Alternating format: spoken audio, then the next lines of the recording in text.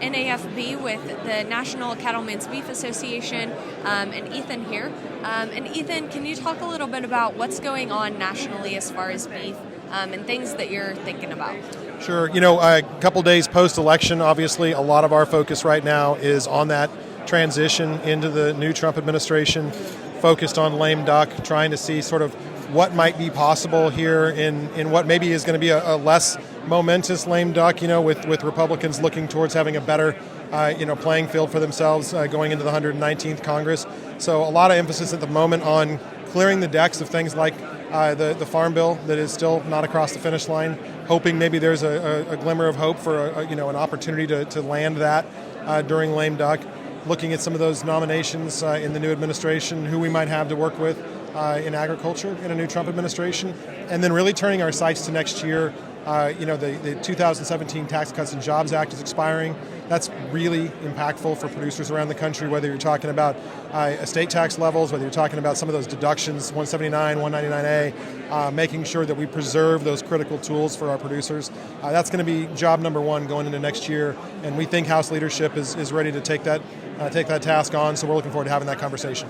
Definitely. And how do you think that transition will go? Is there anything that you're concerned about, or?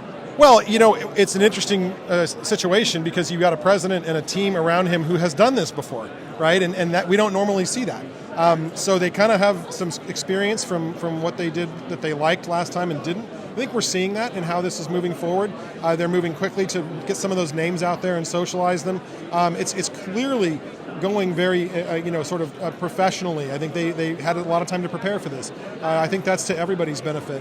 It's giving, I think, agriculture and other stakeholders a chance to think about what they want to get across to that new administration as far as first 100 days. What are those regulatory items coming out of the Biden administration that we'd like to see revisited?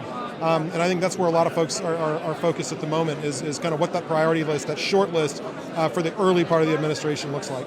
Definitely. And then as we think about odd things, well, not odd, but not things that you necessarily think of that are assets and EPA guidelines, what do you see happening with manure in this next administration as far as regulations? Well, with Lee Zeldin from New York coming in as the new head of the EPA, I think it's really going to be an interesting environment to see if any of that kind of stuff moves forward. I think this is an agency and an administration that's really going to have an eye towards returning a lot of the stuff to the states and looking at where maybe the federal government doesn't need to be involved in on-farm activities. And I think that's probably going to be a theme you're going to see throughout Donald Trump's second administration, and certainly I think you're going to see some of that at EPA. That landscape has changed too with the elimination of Chevron deference as a standard in the federal court system last year or earlier this year.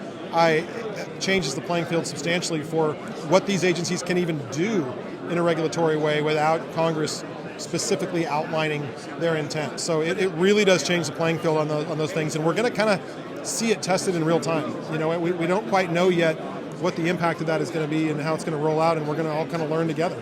Yeah, definitely. And then as far as trade in the next year or 2 years, what do you think may happen, or what do you see?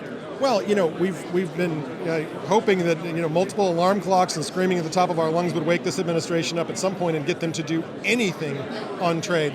Unfortunately, that hasn't worked. We have 4 years of experience working with Donald Trump on trade. He delivered for us multiple times in the last administration. The Phase 1 China deal got the U.S. beef industry access into China. He resecured our access into the Japanese market. He redid USMCA and reaffirmed those commitments there. We know he's got some ideas coming in this time on tariffs that I think give everybody who exports something pause. Right? That's a scary environment to go into. But I think President Trump has a high degree of credibility with cattle producers.